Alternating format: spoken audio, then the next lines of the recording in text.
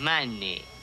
Money makes the world go around, the world go around, the world go around. Money makes the world go around, it makes the world go round. Tonight on This Week, rejoice. We've got money. Money, money, money, money, money. Is all that makes the world go around, the clinking, clanking sound.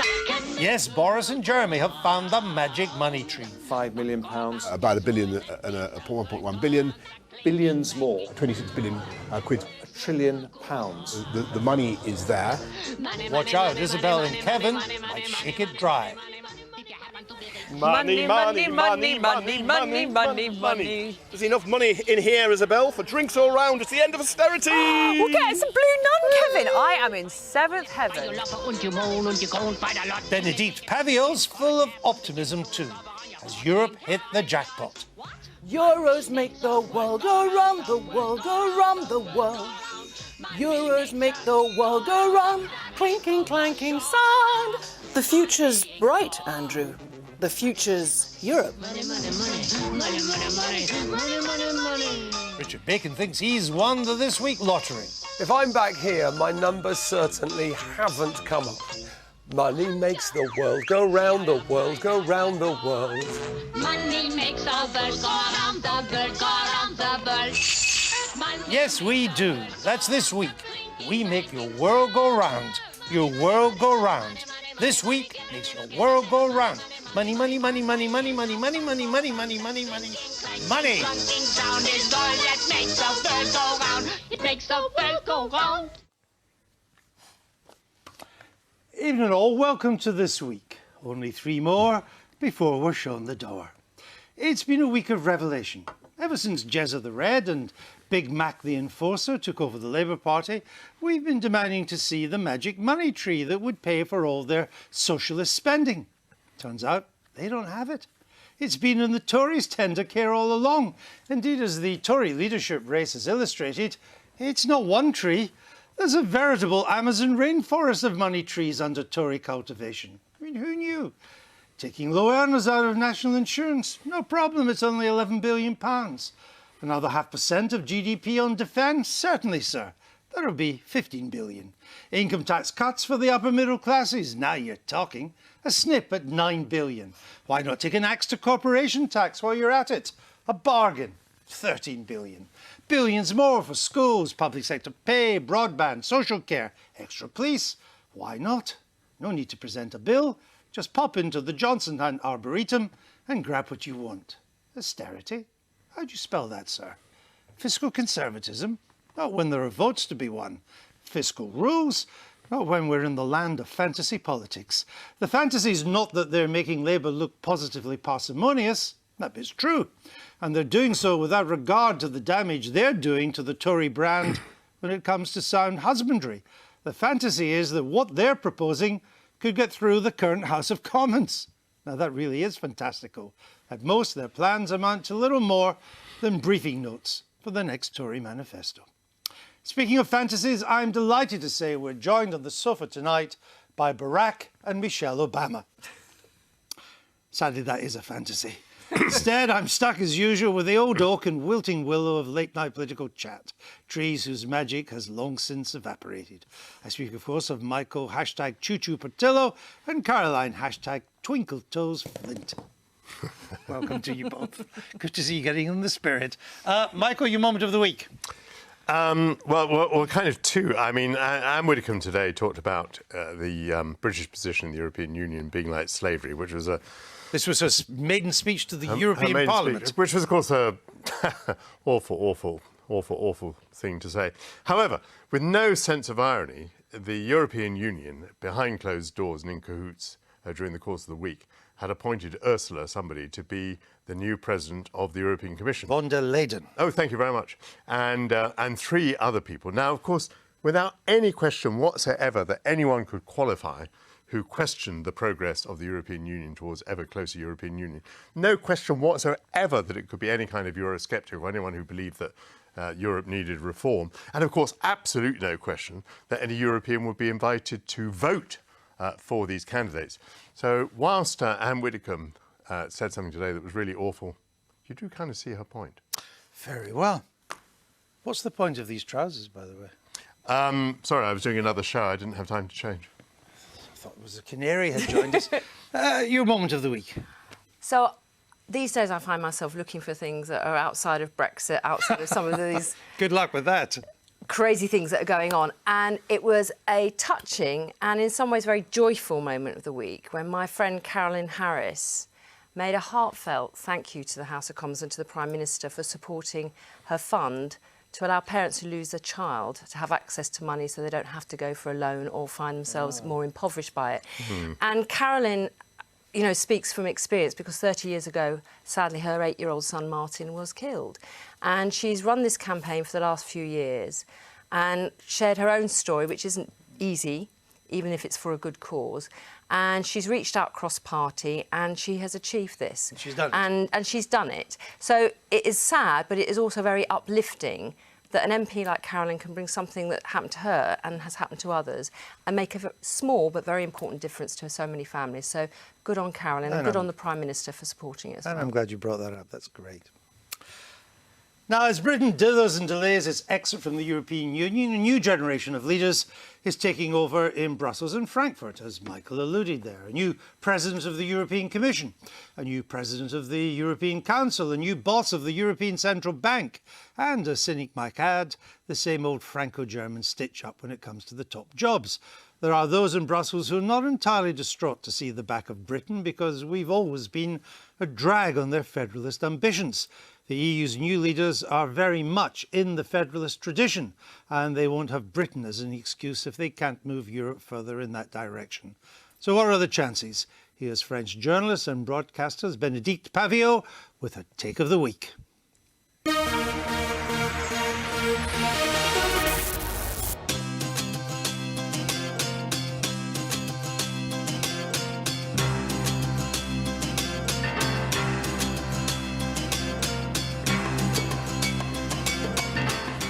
Vive l'Europe!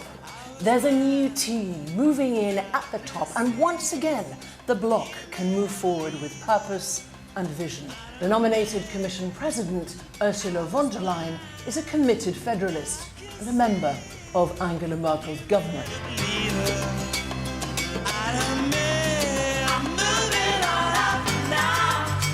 She has strong ideas about the future shape of the European Union and is well able to step up and take on the populist forces of Brexit and Trump. Oh, and well done to the EU for aiming for gender parity on the top 4 jobs.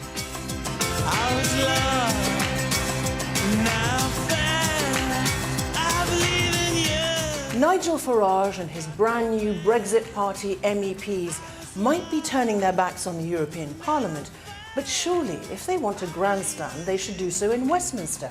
Ah, wait, they don't have any MPs.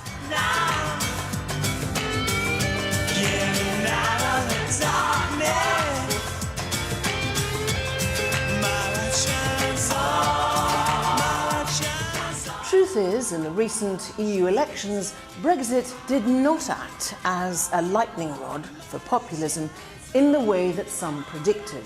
Yes, the illiberal parties didn't do badly, but ultimately they did not achieve much of an advance on what they got in 2014.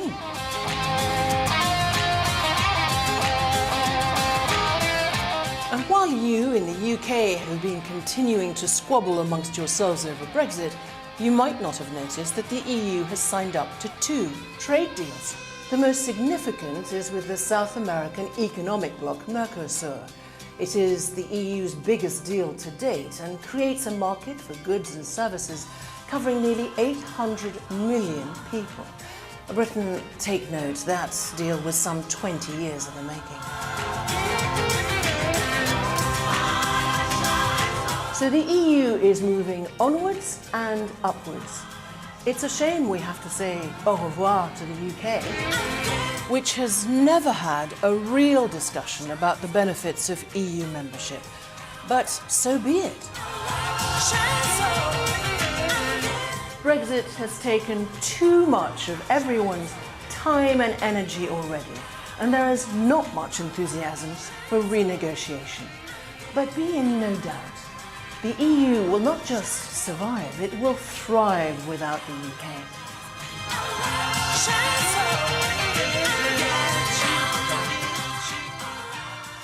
And welcome back, Benedict, who is France 24's UK correspondent and president of the Foreign Press Association. We're humbled to have you here with these titles. So you should be able to help me here, because in the past couple of years, we've had the Brexit revolt in this country, right-wing nationalists taking over Eastern Europe, Madame Le Pen coming first in France in the European elections, and a populist government in Rome. So the EU's response is to appoint a federalist to the Commission, a federalist to the Council, and the high priestess of globalism to the central bank. How is that meant to help? Well, there are so many questions contained in what could appear to be one question. Andrew, why don't I respond to the one about President Macron and Marine Le Pen? So, No, I'd rather take it all together and ask how, in what way, given all these developments in Britain, France, Poland, Hungary, Czech Republic, and so on, Italy, in what way are these appointments meant to address what's happening in these countries? well, first thing to say is that elected leaders of the different EU countries obviously found it quite hard. But what we forget is that there were 3 summits before Jean-Claude Juncker was actually appointed. So, as President Macron himself said, it is somewhat worrying and not a good sign that it did take this much time. But that's the process. What I'm trying to point out Well, is... but it's referring to the people and the individuals as well. But Europe clearly has troubles. It clearly has issues that need to be addressed. It does, But this would just seem to be business as usual. It's the same old same. It's like, are they the new Bourbons? I mean, they've learned nothing and they've forgotten nothing? No, I think that certainly, again, let me refer particularly to President Macron. I think that it would be crazy not to acknowledge that there are things that deeply need reform. There is clearly a fragmentation, obviously, anybody can see that, across the EU. But what is interesting is that on the one hand, you do get people who want more nationalism, who are worried, genuinely worried about whether it's immigration and their borders, and who have a very different vision of their countries and of where they sit geographically, geopolitically and strategically in a very turbulent world. And then you get some other leaders, like indeed the mandate that President Macron, the most pro-EU presidential candidate in living memory, who has this vision for the EU, and clearly it is not one that everybody shares. No, that bit I got. I was just trying to work out how these appointments address it. Michael?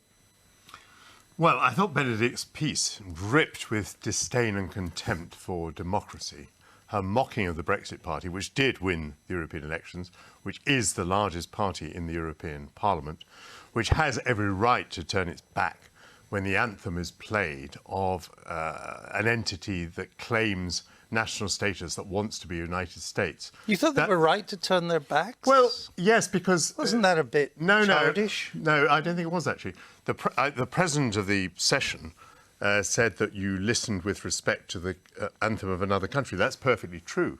But this is not the anthem of another country.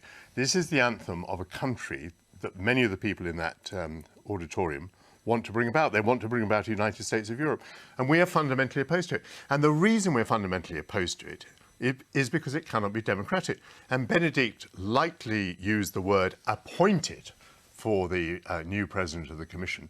That is the whole point. Appointed, not elected. The thing that you are creating is not democratic. All right. Indeed, in your own words, you betrayed that it's not only not democratic, it is anti-democratic. Let Benedict respond to that, then I'll come to Caroline. Well, your opening remark, it would be difficult maybe to characterise it as being more emotionally loaded, Michael. He's a bit like that. Portillo.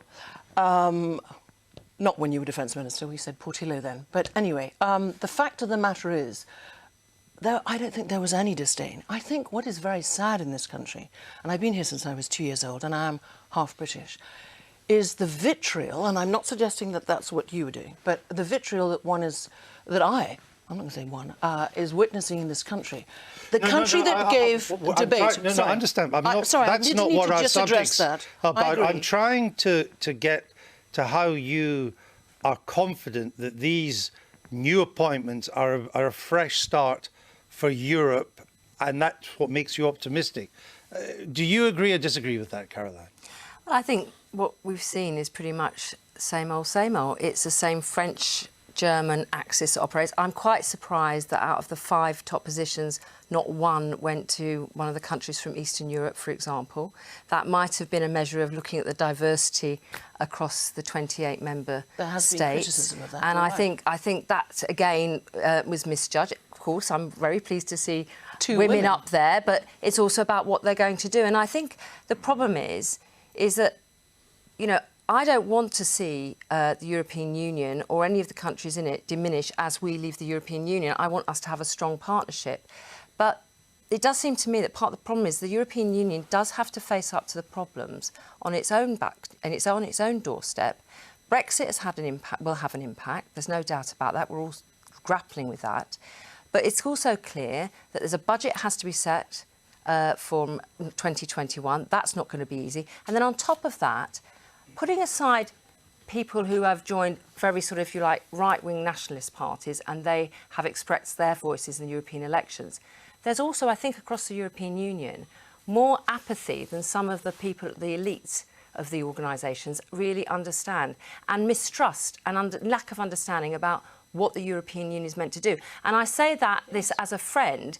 You must listen to those voices, So how does because this you will end up with situations that we found ourselves in the UK. I agree, and it would be crazy for leaders not to recognise that there is a disconnect, there's an apathy. So how do these appointments address that? Clearly have been decided upon by the leaders. No, we because know yes, that, but why do they they will address be it? elected, by the way, because they'll have to be approved. So the fact of the matter is that these elected leaders have decided... Sorry, don't quite get what's so funny, but anyway, these Because elected... they're not elected. No, I'm talking about President Macron, the EU 28 leaders. So the EU appointed leaders have clearly felt that these people were the best, you know, with their backgrounds, with their visions. And of course they have to respect a certain split and certain reflection. I agree with the criticism that has been made in the last 24 to 48 hours about the fact that nobody from Eastern Europe, that is obviously... But we have whether we're in or out of the EU, we have an interest in the EU succeeding. Absolutely. We have an interest in the EU prospering. It's whether we're in or out, it's our biggest market. Indeed. So I still don't understand why you think the EU is now in safer, even better, optimistic hands with a failed German defence minister, a failed Belgian prime minister, a former finance minister found guilty of negligence in a multi-million-pound euro scandal, and a Spanish politician who's been a cheerleader for repression in Catalonia. Why is Europe in good hands with people like that? Well, that is an opinion, and certainly Ursula von der Leyen has been criticised. She's the second most, in the Der Spiegel poll last month, she was the second most unpopular politician in Germany. Her department has been under investigation for corruption scandals and dodgy defence contracts. The Spanish politician, who is now the EU's foreign policy man, was done for insider trading. How can these people, how can Europe's future be safe in these people's hands?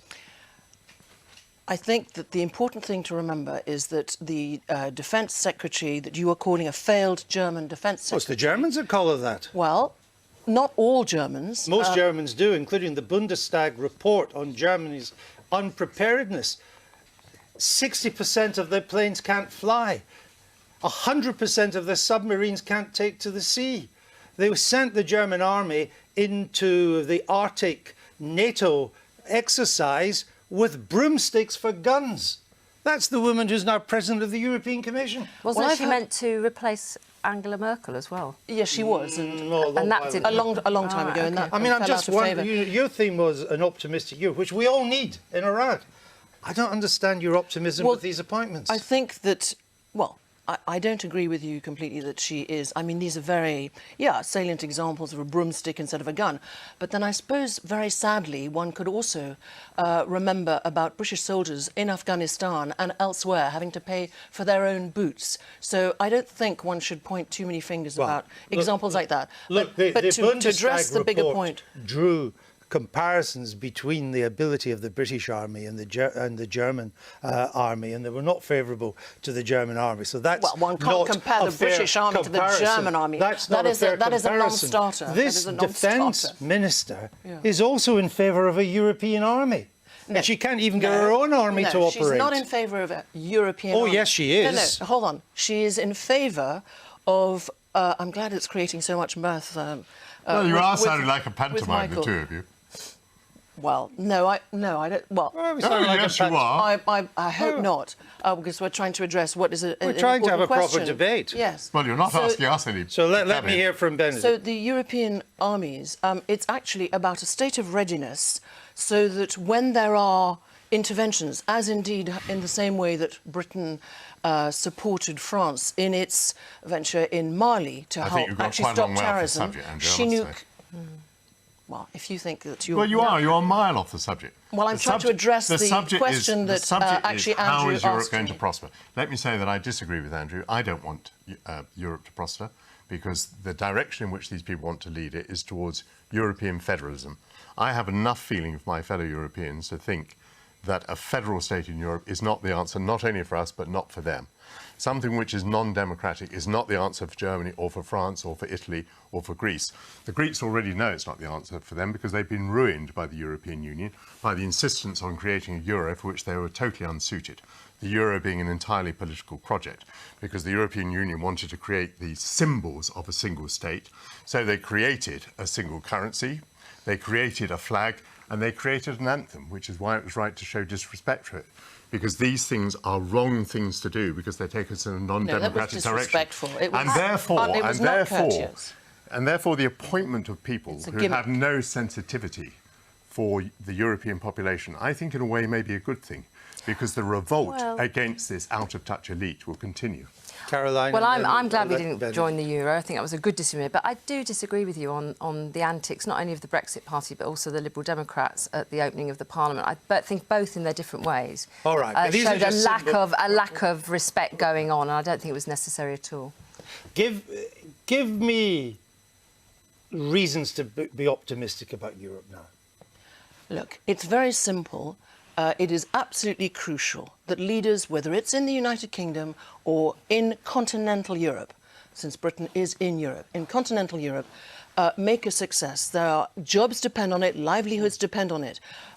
You have a house in France. You know, these are important things that we enjoy. Actually, in Europe, we take this so much for granted. I know we want it. I'm asking you for reasons why we should. Because I do believe that there are people who actually want to move forward, who don't want to create, who regret very much the departure of the United Kingdom, but who fundamentally respect the verdict of the British people. In a BBC documentary, Michel Barnier saying it again, President Macron saying it again and again. But we can't be sucked into, the European Union cannot be sucked into in the same way that the British Parliament has had the life drawn out of it by being sucked into the vortex of Brexit.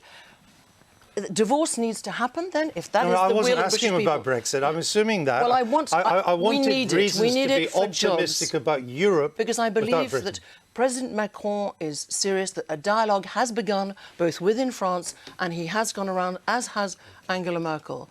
Of course, she'll be leaving. But it is fundamental that the European Union reconnect and finds a raison d'être that does resonate with its people. Okay. Peace depends on it, jobs depend on it. Well, I agree with that we last must wish point. that. All right, we shall leave it there, Ben. And thank you. bonne chance with the renegotiation, because that's going to be a real tough ask. Well, it may be news to you, but we're not actually doing the renegotiation.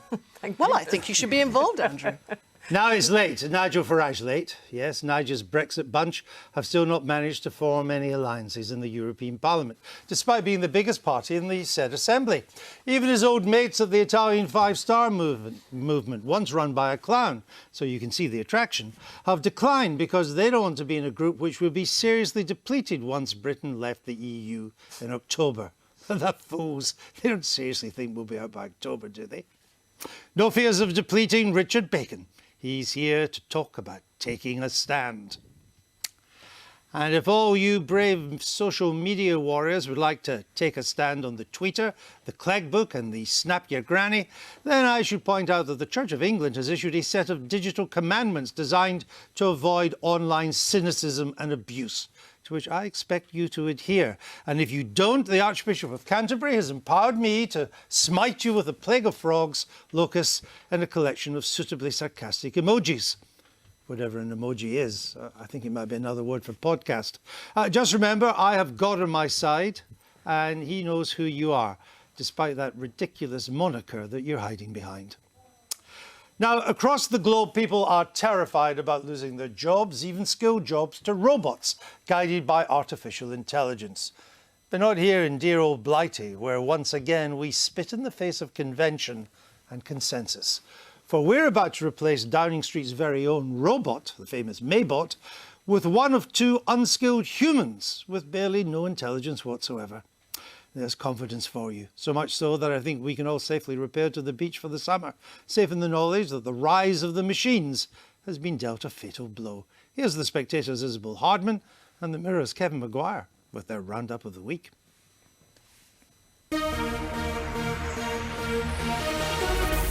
Bicycle, bicycle, bicycle. You're pretty pacey on your Boris bike, Kevin. I prefer to call them Ken Cycles, Isabel. I'm knackered. How about you? Pretty pooped, but am I as tired as senior civil servants would have us believe Jeremy Corbyn is? The Times this week ran a story quoting anonymous senior civil servants claiming that Jeremy Corbyn was too frail to be Prime Minister. Comrade Corbyn was having none of it. The idea that civil servants should be briefing newspapers against an elected politician, against a prospective government, is something that should be very concerning to a lot of people. The civil service has to be independent, has to be non-political, and has to be non-judgmental of the politicians that they have a duty to serve in the future. Labour was so concerned that Corbyn ally John Trickett summoned the Energy to raise the matter in the Commons on Monday. So, on a point of order, and standing next to the Leader of the Opposition, whose fitness, I may say, is legendary. I wonder if you received an application by a minister for a statement to the House on the principle of civil service neutrality. Big Bad John was keen to nip Labour's complaint in the bud. Well, I don't want to dwell on this matter. Suffice it to say that the Leader of the Opposition looks perfectly healthy to me. I've known him a long time. He's a very healthy living fellow in my experience. I gently suggest to the honourable gentleman he's made his point with considerable lucidity. Let's leave it there. Do you like tennis? Now, Kevin, I've known you a long time, but I've no idea how good you are at tennis. Well, I'm no Coco Gauff, but I reckon with a bit of a warm-up, I'm better than David Cameron. Oh. Thank you very much. Good luck. May the best man win. Or woman. If you fail to prepare, prepare to fail. At least that's what Jeremy Hunt seemed to be applying about his fellow Conservative leadership contender Boris Johnson when he gave a speech on Monday, setting a deadline of the 30th of September for negotiations with EU leaders. As Prime Minister, I'll make a judgment on the 30th of September as to whether there is a realistic chance of a new deal being agreed that can pass through the House of Commons. If my judgment is that there is no deal to be done, I will immediately cease all discussions with the European Union and focus the whole country's mission on no-deal preparations. Hunt also hit his audience with detail of how he'd prepare for a no deal. The Treasury will start preparations on a no-deal Brexit budget to be delivered the first week Parliament is back in September. This will include my existing policies of cutting corporation tax to 12.5%, increasing the annual investment allowance to £5 million, and taking 90% of high street businesses out of rates, which I will introduce in any circumstance. Number 7, HMT will also produce a no-deal relief programme. This will include a £6 billion fund for the fishing and farming sectors.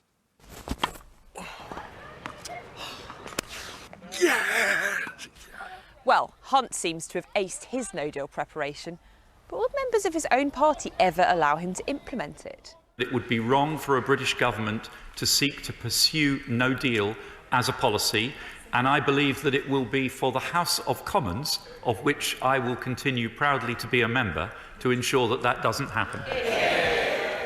So much for reuniting the Tory party under a new leader. But what about Boris's no-deal plan? I've heard rumours that it's currently hiding up the sleeve of Jacob Rees-Mogg's double-breasted jacket. I suppose Johnson's leaving that for the MP for the Real Tennis Association, while he's trying to locate a magic money tree to pay for all his spending plans. Well, he was at the garden centre this week. Raising the higher rate of income tax. Raising the national insurance threshold. Increasing education spending. Boosting police numbers. Raising public sector pay. Kevin, you're supposed to be the Andy Murray to my Serena Williams. We've got a very carefully costed programme, and the key thing that we want to be investing in is education, levelling up spending on education. Not wanting to be outdone by Bojo, Hunt had his own populist way of justifying his multi-billion pounds worth of spending pledges. We spent just over £1 trillion bailing out the banks after the financial crisis. So if we did it for the bankers, why wouldn't we do it for the fishermen and farmers as well? I've lost the ball. You cannot be serious, Kevin! Don't go all John McEnroe on me, Isabel. Well, one Tory grandee did throw his toys out of the pram over the leadership contenders' big spending pledges. How we're going to, in future, if it comes to an election, Labour against Conservative, make a case out against Labour as being irresponsible, heaven alone knows, given what these two candidates have been promising. Look what I found. I might have lost the ball, but can I treat you to a nice picnic? Yes. I hope you've got some sweet treats in there, though, Kevin. So you like sweet treats, do you? Boris would approve. This week, he announced he was going to review so-called sin taxes on sugar and so on.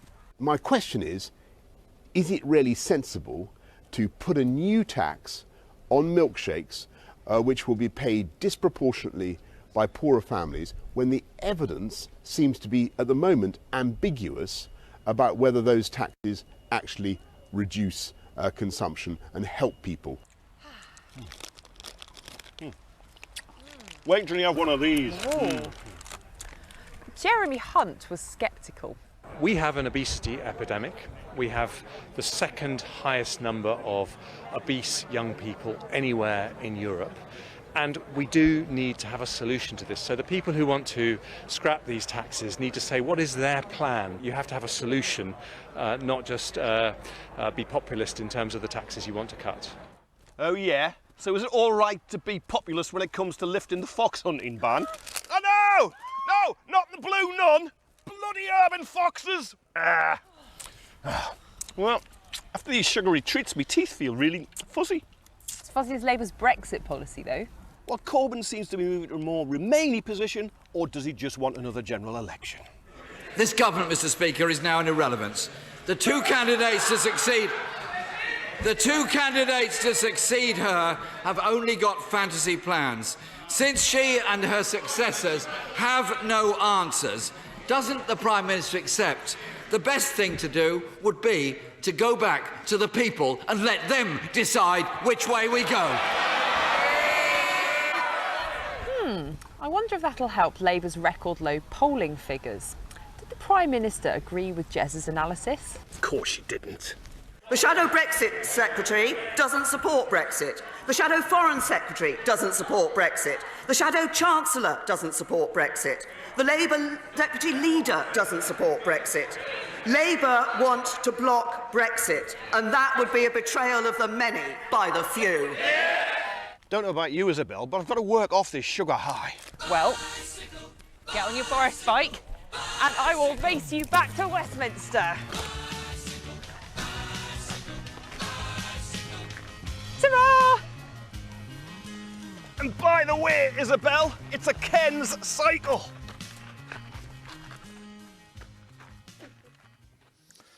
Whatever it's called, they both went in the wrong direction. Hello to the lovely Miranda Green. Welcome back. Thank you. Caroline, Labour 18% in the latest YouGov poll. 18%, even though the Tories and the Lib Dems don't really have a leader. Labour's at 18%. Mr Corbyn now has the worst negative ratings of any opposition leader since polling began. Is this the beginning of the end of Mr Corbyn? Well, it's certainly something everybody should be giving some thoughts to, because above us is the Brexit Party and then it's the Tories, according to that poll. And, of course, it's really worrying. And everyone will jump on the bandwagon, I'm sure, in my own party and say this is because we're not supporting a second referendum, this is because we're not Remain enough. But when you bear down into the polling, what it would show is that in a general election, we'd lose over, I think, 80 seats to the Brexit Party. Would you? 11 to the Lib Dems and 15 to the Tories. Well, would you? Because on that YouGov poll, it showed that only 43% of those who voted Labour in 2017 would do so again. But you're losing in this poll. It's only a poll, but the polls are quite interesting on these figures. You're losing 28% to the Liberal Democrats, 15% to the Greens, only 10% to the Brexit Party. But when you look, I'm talking about the electoral calculus poll, when you look at that and how it's broken down in constituencies, what they're showing is overwhelmingly, in the North and the Midlands in particular, but also elsewhere, we're losing to the Brexit Party. So seats in Sunderland, seats in my area of Doncaster, Barnsley, Wolverhampton, Warrington, these are the places where the danger is. And I think it is difficult for the Labour Party. I mean, there's difficulties for the Tories on this, but in all honesty, our party is split, our parliamentary party is split on this, and it's a difficult issue across the whole country. And that's why I believe that when we come back after the recess, and if there's more choices to be made, it would be better to give a free vote to Labour MPs who want to vote with their conscience on this issue. But the Labour leadership, Miranda, it's more concerned, and it may be because it's where they come from, particularly Greater London, more concerned about the threat from the Greens and the Liberal Democrats, clear Remain parties, than they are from the Brexit parties. I think that's true of the Shadow Chancellor, the Shadow Home Secretary, and many others in the Shadow Cabinet, and on the backbenches. It is. It's also because, you know, the young members who have swelled the ranks of the Labour Party in recent years, in Momentum, etc., are very Remainy. It's also because actually in a lot of Labour Leave seats, the Labour vote is Remainy. So even though the constituency itself voted Leave, sometimes the Labour voted, you know, so it's not enough to say this seat voted Leave. You've got to look at what's going on. But I mean, it is a fascinating situation, isn't it? Because it's as if the whole of England, obviously Scotland and Wales, it's more complicated. The whole of England is turned into a sort of four-way marginal, and it becomes really difficult to predict what's going on. So I hear what you're saying about the electoral calculus model, but actually that model, when you've got tiny little differences with everybody around 20%, you know, a change of 0.5%, 1% here and there, and you get very different readings in terms of seats in the House of Commons. So do you know what I mean? I think it's actually really hard to know what's going to happen. And even though for a general election people might go back to slightly more traditional patterns of voting, it's quite hard to square the Labour Leave voters in the Midlands and the North and the Remain voters in the metropolitan areas. It seems to me the Labour leadership is more concerned now about the metropolitan areas, partly because that may be where a lot of them come from, around Mr Corbyn. But Michael, let me ask you this. Is it not clear that Labour is moving towards a second referendum and Remain position? That that's the direction of travel? That appears to be the direction of travel, but Mr Corbyn has applied a brake to it. With some support from the unions. I hope he will succeed in applying the brake very hard. I mean, it seems to me it would be mad for the Labour Party to take up a position when we may shortly leave the European Union. And once we've left the European Union, I mean, really, not even the Labour Party is going to say, oh, I think we ought to jump back into it. Now, I agree with you, what you said a moment ago, that it's not going to happen on the 31st of October, but I think there's a pretty good chance it might happen by the end of the year. And for Labour in the short term to get itself stuck as both the Remain party and the second referendum party seems to be likely to do it an enormous amount of damage and to render it completely irrelevant. Now, what Miranda was saying, I think, is absolutely interesting and right. We've got four parties which are on a very similar share of the vote. what can possibly change that situation? Well, what can change it is Brexit.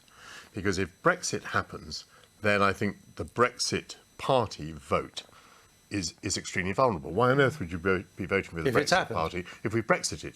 Now, then all those votes get redistributed, and then you have a real game on. The match is on at that point.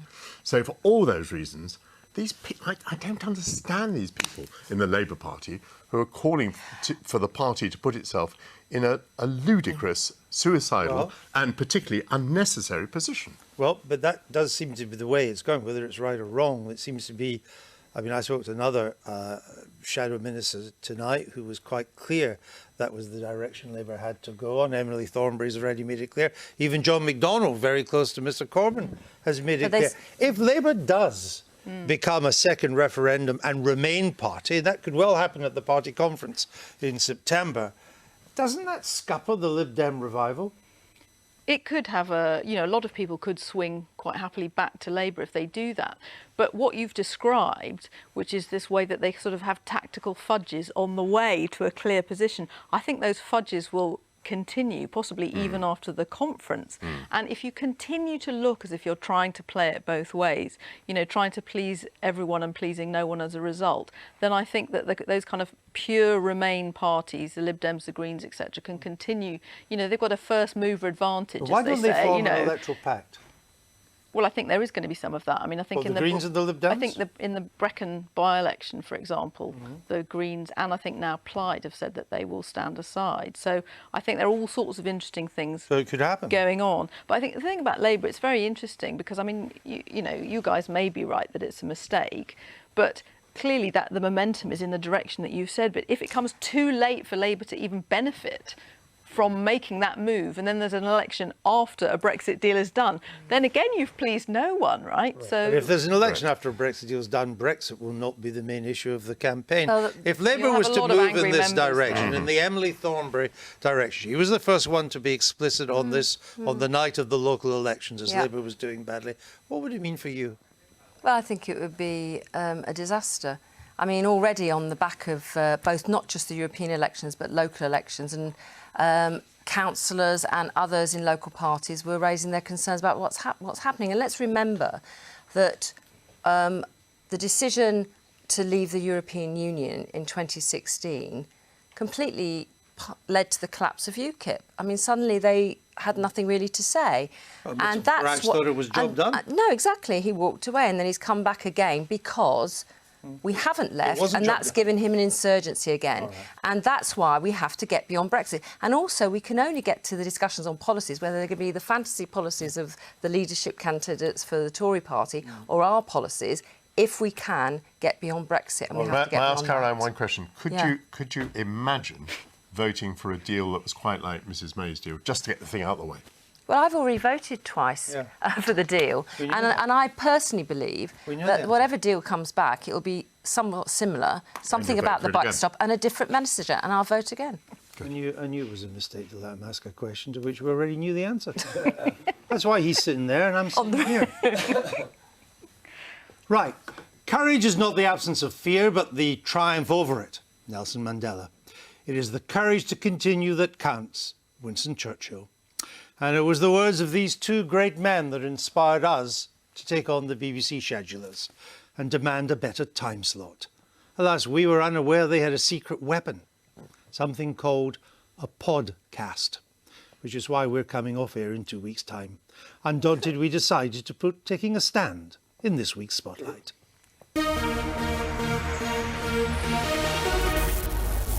Get up, stand up.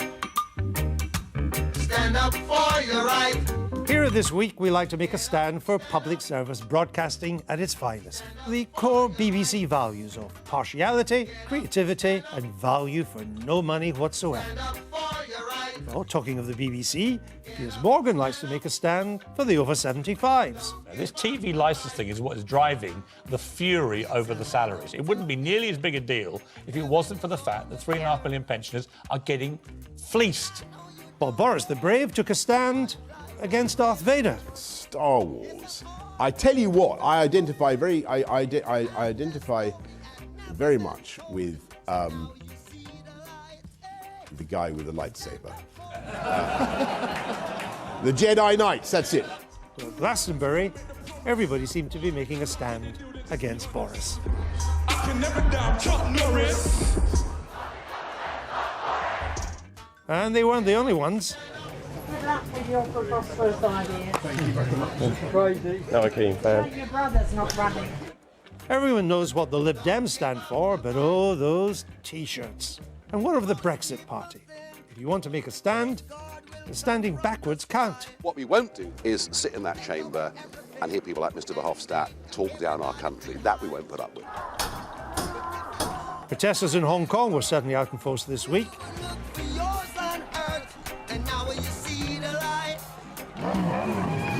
And expect the streets to be crowded here this weekend for Pride. As for the Donald, well, it's not so much taking a stand as grandstanding. I just want to thank you. That was very quick notice, and I want to thank you. Richard Bacon thinks we should all stand up and be counted, which is why he's here. And Richard Bacon is here indeed. Welcome back to the show. Thank you, Great Richard. to see you in our third last show. Good to have you. It's an honour to be here on the third from last show and my final show. Ah, there you go. What issue has been worth taking a stand on for you? Well, there's a very personal one for me. Sounds dramatic, but a year to the day I went into a coma. And remember we talked? Yeah, we have talked about it before. Yeah. And so today is a big day for me, really. And the NHS saved my life. And I've done some work for them since. And for me, I guess I've come to fully appreciate what they do, and I will always take a stand for them.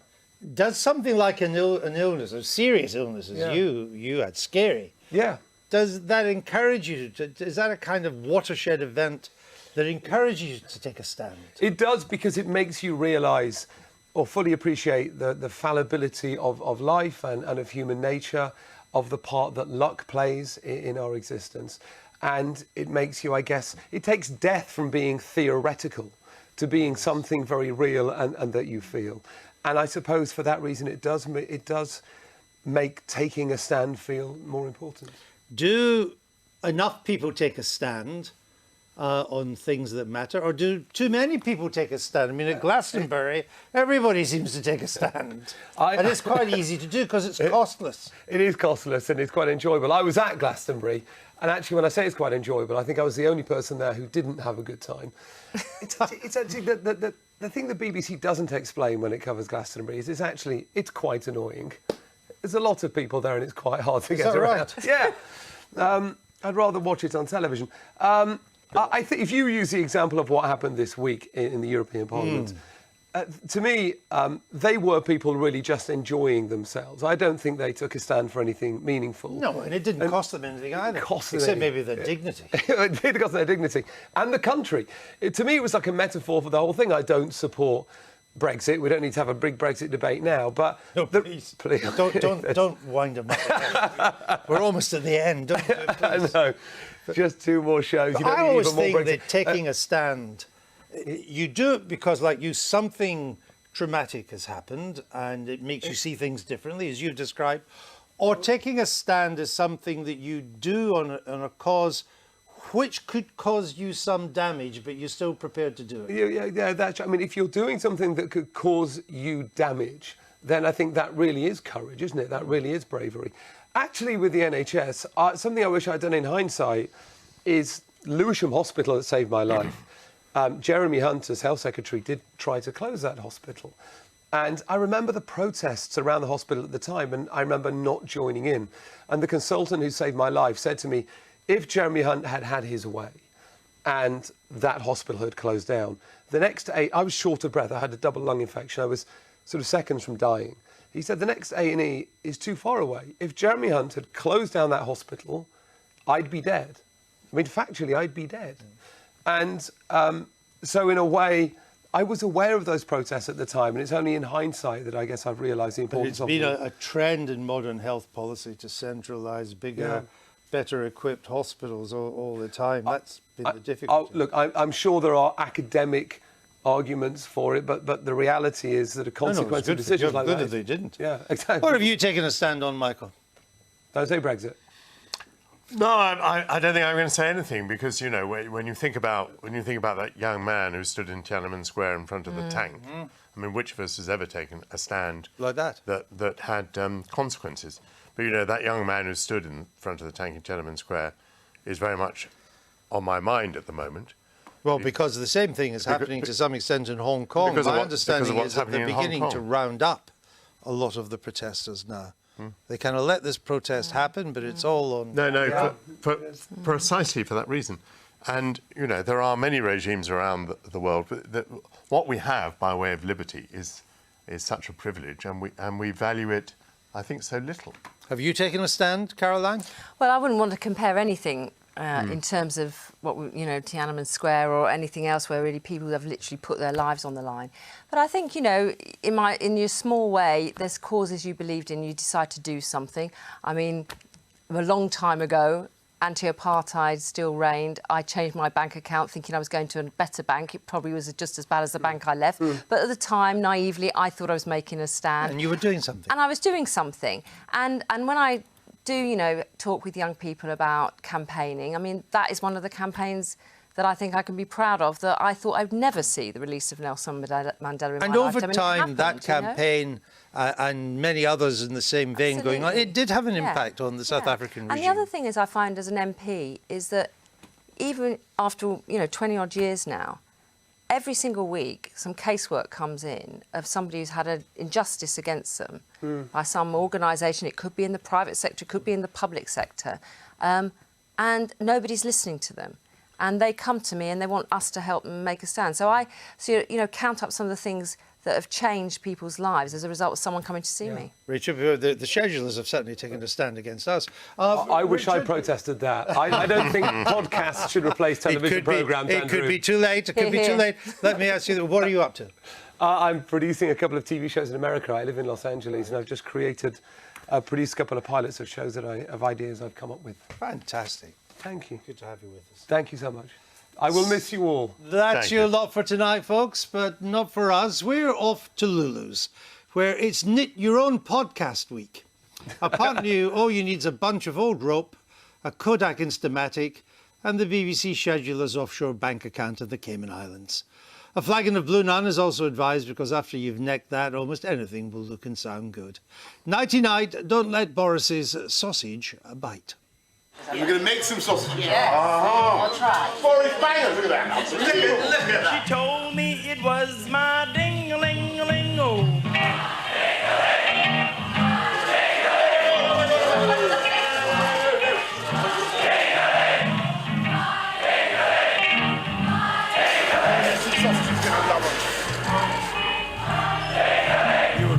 Beautiful, beautiful. And then Mama took me to grammar school, but I stopped off in the vestibule.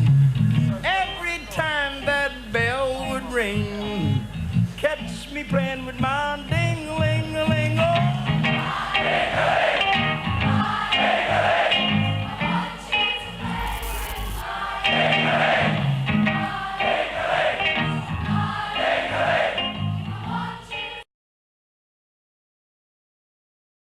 I wasn't even gonna. Well, I forgot actually. that was on Thursday. I literally forgot, and I only noticed I didn't upload it because someone said, "Where's this week?" And I was like, "Oh shit, yeah, I forgot to put this week on." No. So you can thank some random in the fucking comment section for that, actually, because I totally forgot that this week was on after question time. Anyway. That's your lot for today. I'll be back tomorrow with the Andrew Marr Show, as usual. Summer recess is coming soon. This is the, I think, third to last this week, so we won't get much of it. There's no question time until the 12th of September, so don't expect any question time anytime soon. Or even some Politics Live when they go on recess, the twats. But apart from that, have a good day. Night, whatever. Ta-da. Oh, and don't forget to hit the like and subscribe button. Just saying. Mainly the bell button, so you get the uploads. When I do eventually upload, that is. Because it's always a bit random sometimes. Anyway, have a good night and enjoy your weekend.